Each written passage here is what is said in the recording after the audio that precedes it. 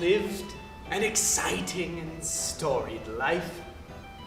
So exciting and storied that many a book has been written about me. Or they even made a moving picture film. But it is time that I set the record straight. These sham artists, writers, and directors think they know the story of Baron Munchausen. But they're wrong. I have yet to hear an accurate account of what actually happened in any one of my marvelous adventures. I feel as though it is my duty to leave behind an accurate and factual record of what really happened there. I was there, so I should be the one to tell the story as it happened. No embellishment or exaggeration for the sake of entertainment. First on my list of stories to correct is the time that I was briefly contained in the stomach of a large fish. Some have called it a shark or even a whale, but in actuality, it was just a very large fish. Now, sit back and enjoy my thrilling tale of my near death by digestion.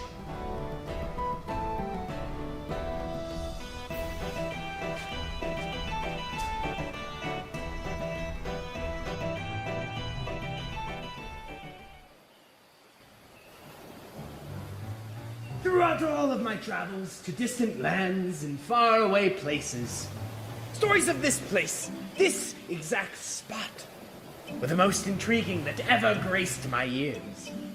I simply had to know if it was true, if it was real.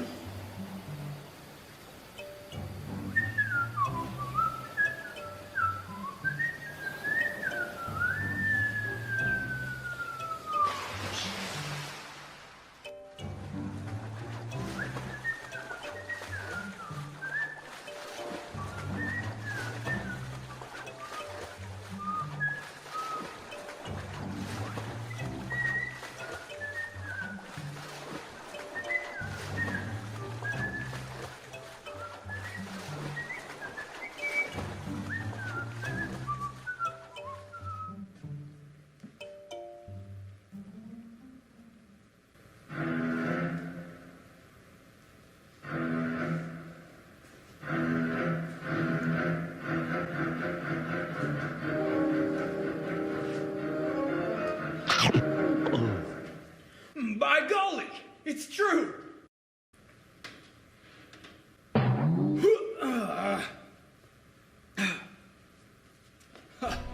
This day continues to be a curious treat, doesn't it?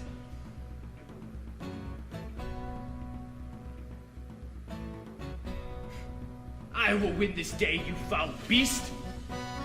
You will succumb to the might and power of the strong and oh so handsome, mighty Munch!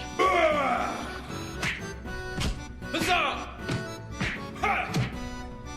Have at thee! Eat this! Ah! Take that!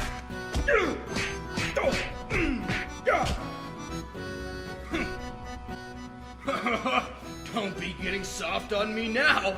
We're just getting this party started.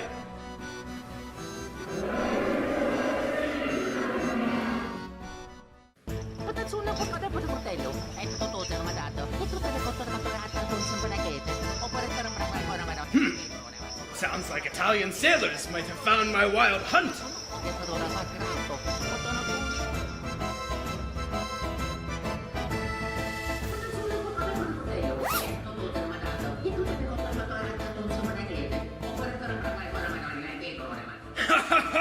I single-handedly slain the beast!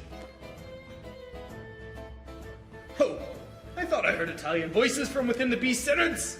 How I do love Italians. Such fine people. You know, I don't mean to be a braggart, but I do speak the language myself. Bonjour, oui, oui, ha, ha. But I do not mean to show off my linguistics on this fine hour. You're all probably curious about how I came to be inside of this beast.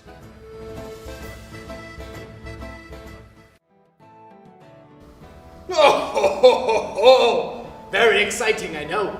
But remember, all of it is true. Now, I know what you must be thinking. And yes, I am really that muscular.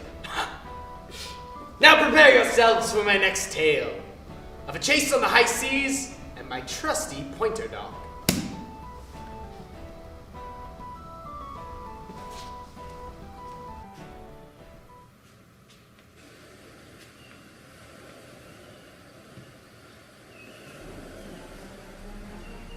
In a voyage which I made to the East Indies with the Captain Hamilton, I took a favorite pointer with me. He was, to use a common phrase, worth his weight in gold, for he never deceived me. One day, when we were, by best observations we could make, at least 300 leagues from land, my dog pointed. I observed him for nearly an hour with astonishment, and mentioned the circumstance to the captain and every officer on board. Everyone, come look! We must be near land. My dog smells game. This occasioned a general laugh, but did not alter in the least the good opinion I had of my dog. After much conversation weighing out the pros and cons, the captain and I had a talk of our own. I place more confidence in my dog's nose than I do in every other seaman on board. In fact, I should wager 30 guineas that we find game within half an hour. Oh, Mr. Crawford, you're a surgeon. Check this man's pulse. He must be mad to bet something like that. He is in perfect health.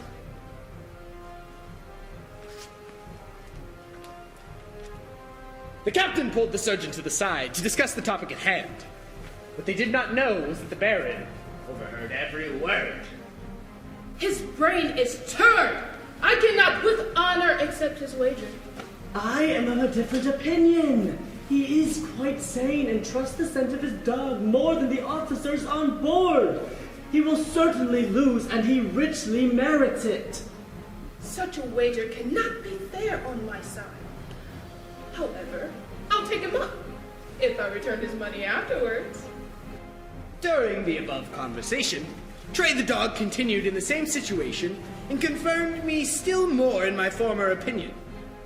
I proposed the wager a second time, and it was then accepted. Done and done.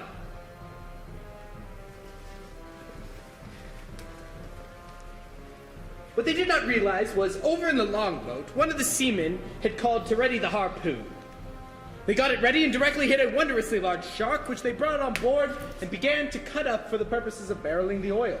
When behold, they found no less than 6 brace of live partridges in the animal's stomach. Everyone gathered around to see the sight. Look! One of the hens is sitting on some eggs, and one is even hatching. They brought up the young bird by placing it with a litter of kittens that came into the world just a few minutes before by the captain's cat Mittens. Mittens was fond of the chick, as she was of any of her 4-legged progeny, and made herself very unhappy when it flew out of her reach, until it returned again.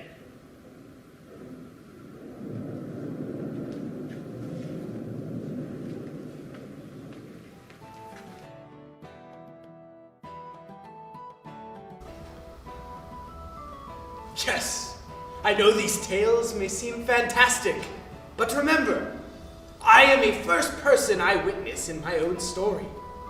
I would never tamper with history for the sake of vanity.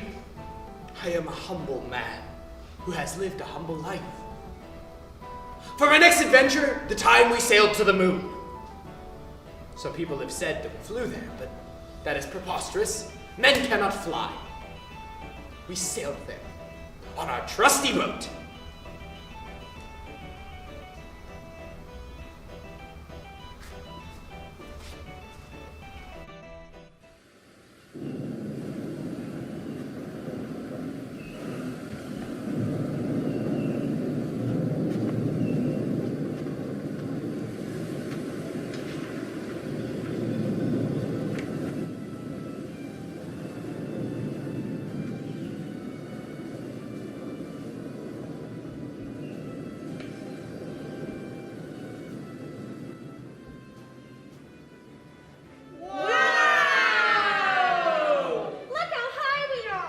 can see my house from here. There's a city on the moon! There's birds on the moon! These clouds smell weird. It looks like a piece of cheese. My, what wondrous creatures inhabit this island!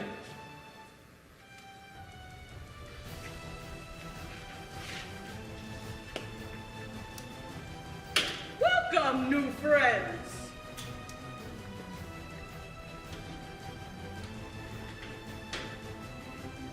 Oh, what was that? Is that a radish? Oh yes, that's just the dog warriors throwing their radishes at the sun again. Would you be interested in a commission? Oh, that is very kind, Your Highness, but I think I'd rather see what other marvels there are here to discover. Very well then. I shall give you the royal tour. Get it? The royal tour? I cracked myself up. Your arrival is rather lucky. How so? It's time to eat. You see, we only indulge once a month. Oh, how odd. I've never heard of such a practice. Oh, why, what do we have here? Our eye supply. That is a most curious sight indeed. Oh, lose another eye, eh, Kiv? I didn't lose it. I know exactly where it is. I ate it. Which color are you favoring today, old chum? I was thinking green. I haven't had green in a while. Wanted to switch things up. How fun. Would you like to indulge in the festivities, friend? Oh, I really shouldn't. I insist. Oh, well, if you insist, then how could I refuse? After all, I haven't eaten in quite some time.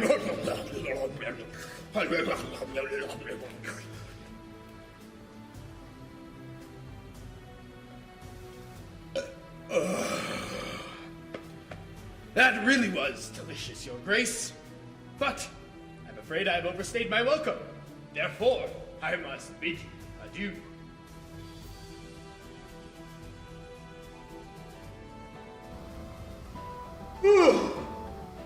Well, I, for one, am quite tired. Quite a show, I would say. Were you all taking notes? No. Well, at least this was recorded for posterity's sake. Remember these stories well, and the next time someone tells the story of Baron Munchausen in an utterly incorrect and infactual way, make sure you correct them and remind them of the real tales of Baron Munchausen. Now, go forth. Tell the world my story. The tales of Baron Munchausen.